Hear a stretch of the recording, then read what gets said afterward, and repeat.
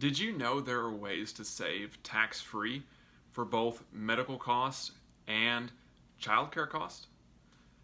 That's where an HSA, or health savings account, and an FSA, or flexible spending account, come into play. These are programs offered by employers that allow their employees to save on a pre-tax dollars and have those savings grow and be used towards these medical expenses. Now, each of these operates similarly, but also has its differences. An HSA is only available for people with a high deductible insurance plan.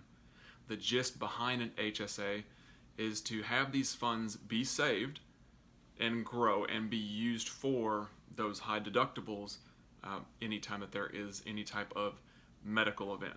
It's a way to essentially prepay your deductible.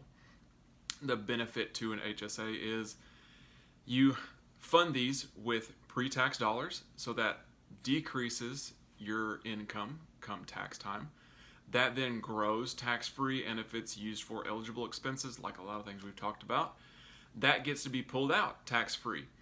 Another huge benefit to an HSA is if you don't use all of those funds throughout the calendar year, those funds are able to be rolled over to the next year, and if they're not used that year, the next year.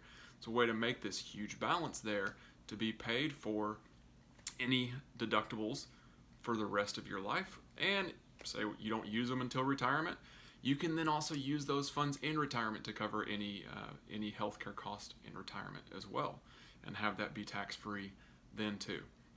An FSA works a little bit different. You don't have to have the high deductible plan with an FSA.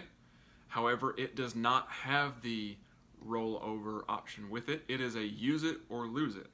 So anything you put into your FSA in 2021 has to be used by December 31st of 2021, or you lose it.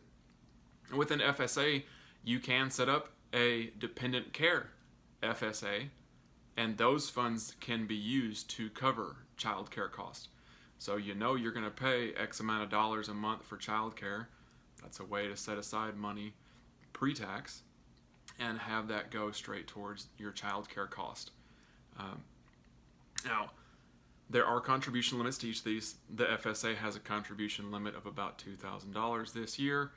The HSA is around $3,600, which isn't a large amount, but hey, it's still a way to save pre-tax, reduce your income, and have those be tax-free if they're pulled out for those eligible expenses, which are most medical costs. So if your employer offers that, that's a good benefit to you. Might be something worth considering taking advantage of. Just wanted to put that out there as food for thought for you. Y'all have a good one.